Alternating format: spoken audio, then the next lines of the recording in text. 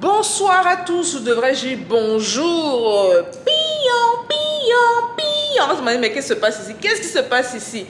Alors, dans cette vidéo-ci, je vais venir briser un mythe.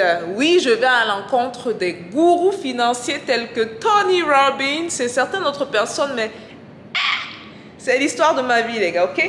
Alors, pour ceux qui ne me connaissent pas, mon nom, c'est Stéphanie Bida. Je suis une entrepreneur de cœur. J'ai commencé mon premier business à l'âge de 9 ans. Donc, ça fait une vingtaine d'années que je suis en entrepreneuriat. Donc, sur cette chaîne-ci, on parle de business, on parle d'opportunités d'affaires, on parle de comment tu peux t'enrichir et on parle de tout ce qui peut permettre que ton compte bancaire augmente et gonfle au fil du temps. Donc, dans cette vidéo rapide, je vais partager un truc que je fais et qui va à l'encontre de tout ce qu'on dit, mais qui a fait une grosse différence dans ma vie, ok?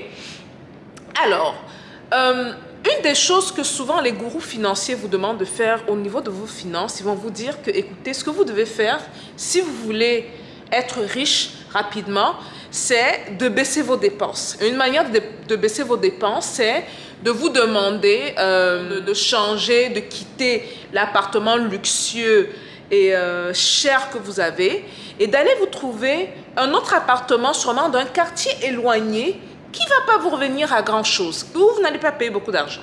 Okay? Alors moi je dis à cette règle-là, non. Non, ne faites pas cette erreur. Je m'explique exactement pourquoi. Je vais vous prendre mon exemple à moi. Alors, j'ai fait mes études universitaires en finance. Donc, après avoir fini mes études universitaires en finance, je gagnais quand même assez... j'ai trouvé un boulot à la banque où je gagnais quand même assez d'argent. J'habitais... Non, j'ai fait le déménagement pour une ville. Quand je suis arrivée dans cette ville-là, j'avais l'option d'aller dans un quartier légèrement éloigné et où je pouvais avoir un appartement, une chambre très grande, à un prix réduit, ok? Donc, j'ai vu ça, j'ai comparé cette option-là avec l'option d'aller dans un quartier huppé et de prendre une petite chambre dans une maison très luxueuse, ok? Pour moi, le choix est vite fait parce que l'environnement est tellement important, le type de personne dont vous vous entourez est tellement clé que si on vous demande de choisir entre avoir votre compte d'épargne, parce que n'oublions pas que quand vous faites cela, c'est parce que vous voulez épargner de l'argent. Quand vous ne voulez pas payer un appartement à un prix assez élevé, vous voulez avoir votre compte d'épargne avec une valeur, une balance un peu plus élevée. Et on vous demande de choisir entre ce compte d'épargne-là et votre carnet d'adresse. Qu'est-ce que vous choisissez? Selon vous, qu'est-ce qui est plus important? Est-ce que c'est d'avoir un peu d'argent dans son compte bancaire ou même beaucoup d'argent dans son compte bancaire, ou d'avoir les bonnes relations et les bonnes connexions de l'autre côté. Ok?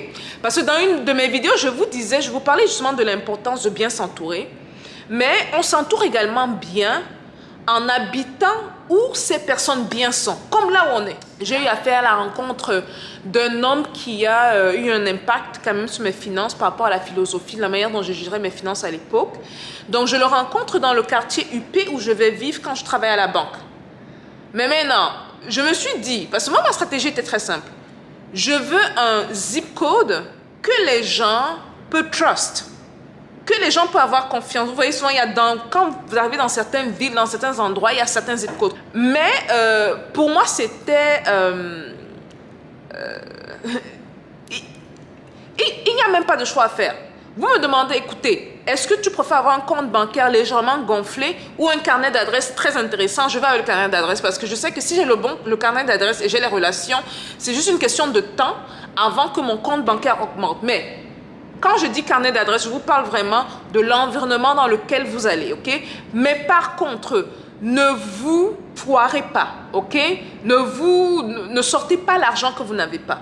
Donc, ce que vous devez comprendre dans cette stratégie, c'est que si vous voulez être dans un milieu ou d'un quartier riche, vous devez sacrifier l'espace. C'est ce qu'il faut comprendre. Il y a un sacrifice à faire et la plupart du temps, c'est le sacrifice de l'espace parce que souvent, dans ce genre de quartier-là, vous allez parfois voir certains riches qui ont compris que leur maison peut devenir une source de gros revenus.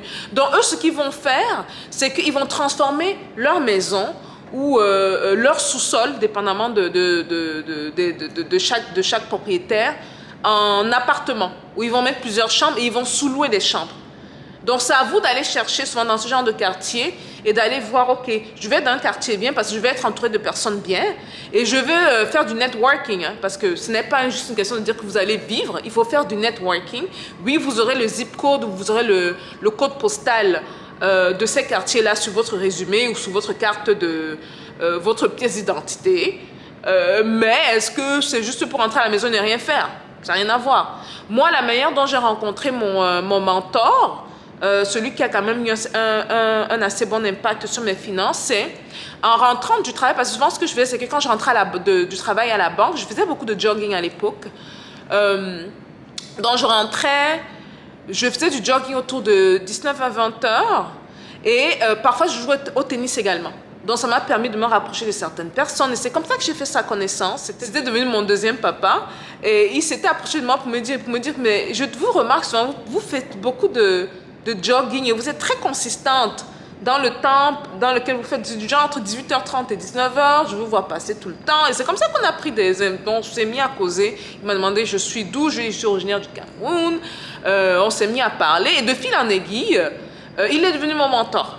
Il est devenu mon mentor sans que je m'en rende même compte que c'était quelqu'un de vraiment fortuné. J'avais une idée que les gens qui vivaient dans ce quartier-là avaient l'argent, mais je n'imaginais pas à quel point ils avaient l'argent.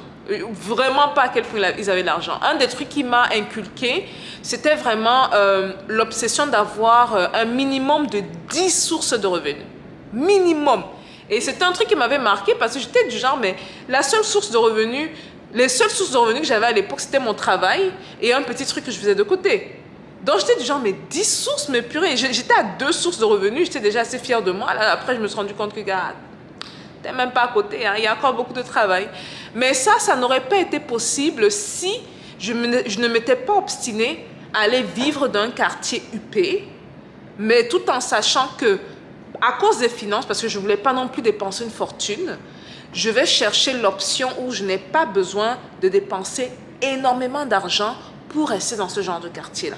Okay? Donc, je tenais vraiment à partager ça avec vous, parce que souvent, certains gourous vont vous dire baissez vos dépenses, et je pense que c'est un très bon conseil, mais souvent, il faut vous poser la question à quel prix, ok? À quel prix? Et il est également possible de baisser vos dépenses et de rester dans les quartiers huppés si vous savez comment trouver des propriétaires justement qui sous-louent les appartements ou les chambres. Voilà, je tenais à partager ça avec vous. J'espère que ça a été utile. Comme d'habitude, vous savez quoi faire. Si vous aimez, vous aussi vous êtes chiche avec les likes. Ah les gars, c'est comment? On vous supplie pour les likes. Mettez le like. Si vous voyez que peut-être c'est une information nouvelle, vous n'avez jamais entendu parler de ça. Si vous avez des commentaires, j'apprécie beaucoup les commentaires, j'adore lire les commentaires. Ça me permet également de savoir qui est derrière l'écran, ce que vous pensez. Et la plupart des commentaires souvent sont très, très, très utiles. Laissez des commentaires si vous avez des remarques à faire. Si vous avez peut-être des choses qui vont à l'encontre de ce que certains gourous financiers disent et comment ça impacte votre vie. Pour moi, clairement, la différence entre mon compte bancaire, mon compte d'épargne et mon carnet d'adresse, le choix est vite fait. Je m'en vais automatiquement pour le carnet d'adresse parce qu'un bon carnet d'adresse, des bonnes connexions vont toujours mener à un compte bancaire qui va augmenter avec le temps. Donc voilà un peu tout. Je vous souhaite à tous une très bonne journée ou une très bonne soirée, dépendamment de quand vous allez voir cette vidéo-ci. Et à plus. Parlons de business, les gars. Ciao!